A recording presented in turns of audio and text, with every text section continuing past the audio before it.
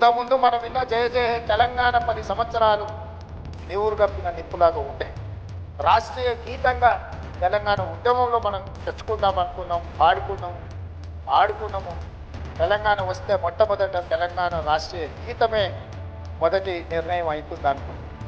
కానీ 10 సంవత్సరాలు నివురు కప్పిన నిప్పులా కొలిమిలో అట్లానే ఉంటే దాన్ని వెలికి తీసి ఊది ఈరోజు ఆ నిప్పు ఈరోజు ప్రజలందరి దగ్గర తీర్చే విధంగా జయ జయ హే తెలంగాణ రాష్ట్రీయ గీతంగా, రాష్ట్ర అధికారిక గీతంగా మన ప్రభుత్వం నిర్ణయం తీసుకుంది.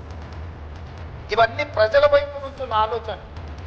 ఇందులో నా ఆలోచన ఏం లేదు, నా కోరిక ఏం లేదు. జయ జయ హే తెలంగాణకు నేను ఆథర్ని కాదు, లేకపోతే దాని స్పాన్సర్ని కూడా కాదు.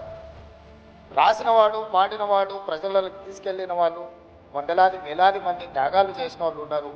అది శాశ్వతంగా చరిత్ర పుటలలో ఉండాలన్న ఒక ఆలోచనతోనే మేము ఆ జయ జయ హే తెలంగాణను అధికారిక గీతంగా చేసింది.